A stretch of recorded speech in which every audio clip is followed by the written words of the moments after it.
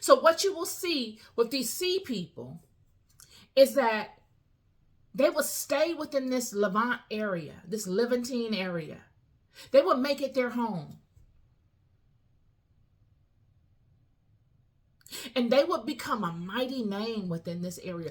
They made a name for themselves. All of these groups of different people, whether from Europe or Greece or Asia Minor or wherever they were from, would all coalesce into one name, the Philistines. This is who the Philistines are, y'all. This is Israel's number one enemy, the Philistines. This is why Israel was so concerned about these people. When you look at David, when you look at the children of Israel, regardless, Saul, and they're in the valley, and Goliath is out there, and he has on what? He has on all of this mail, this armor, and this sword because of the Bronze Age. And he's taunting the children and saying, which one of you guys want to come see me? He's saying all of this because of the reputation that these people had. Many people want to make it like the Philistines weren't this and that. The Philistines, you didn't want to see them. They were a courageous group of people. What they did was very courageous. And they got it done. Let's talk about the Philistines real quick and some of the things that they got done.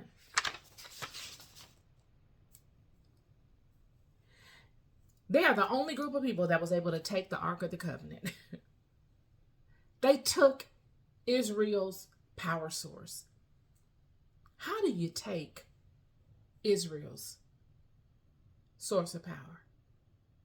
What God did through Israel, all throughout the walks of these children, was unheard of. All of these nations were shook. They were scared of these children because of their God.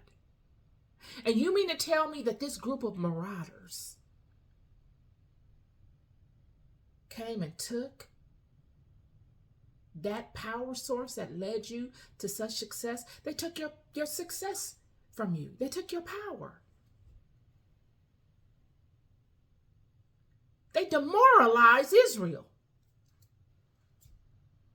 It gets no more demoralizing than that, friend. You mean to tell me that God led you through all of these highs and lows, made everybody bow to your feet? Nobody could contend with you. Yet the Philistines had enough courage and heart to come and take that thing that gave you all of your power, or that the nations saw as a tool that God used to give you your power. It demoralized Israel. And it added to the reputation of the Philistines. That coupled with what they did in breaking down that economic structure, waging war. Who wages war with Israel? On a fly. Who creeps up on Israel? It's just like, that is just like a group of terrorists coming and waging war with America on American soil. Twice. This is that. Regardless to win or lose, it was that they did it. They tried it. And then even though they didn't win Egypt, they won the whole area next to Egypt. They broke down Egypt's economic structure, which broke Egypt down. They caused Egypt to fall. They were one of the main factors in the fall of Egypt.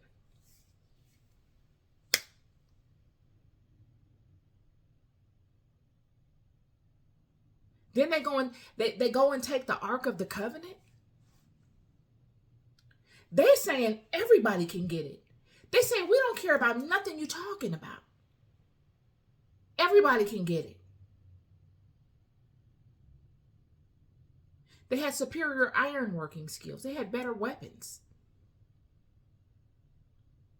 I know many of y'all think that people were walking around with these long swords like who wages war with them long swords like that?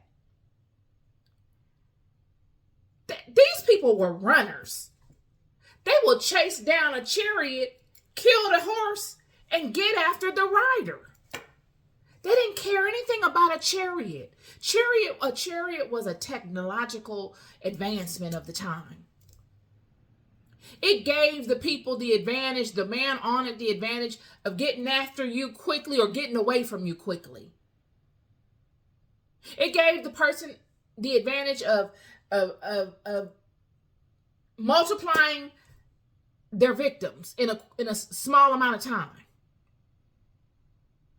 while protecting the horse and the driver, giving the driver the luxury of sitting atop the chariot or standing atop the chariot, being able to move around and wield their sword or their bow or whatever while on the horse. These people, friend, I'm telling you, these were the Philistines was a whole nother kind of animal. The sea people, not the Philistines, the sea people were a whole nother type of animal. They would outrun your chariot, friend. You saw one of them Philistines getting after you. You and that chariot it's a wrap. This is how they did this. This is how they became successful in their undertakings. The Philistines are the one that killed unalived King Saul. Do you know how big of a deal that was?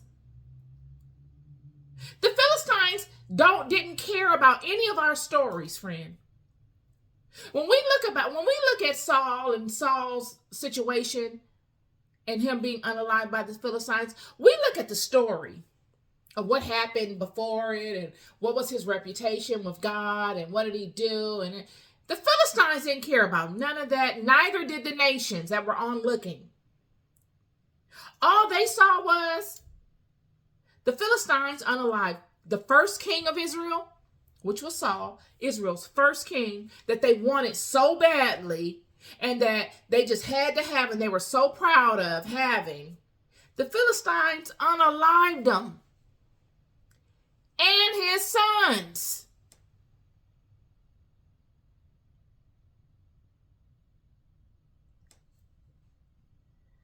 They enslaved Israel.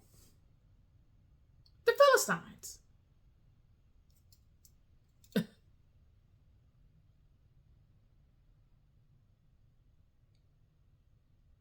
And yet what we will see is that all of these sea people would become the Philistines. They would mingle and mate amongst one another because Israel couldn't mate with them. Remember, this is why God said, don't be fooling with these people. Stay to yourself. I need you to only mate with the people I have given you permission to mate with. And that's it. Yet the tribe of Dan, the Danuna, which would come and partner with these sea people on the second expedition to invade Egypt, would allow them to mate with them.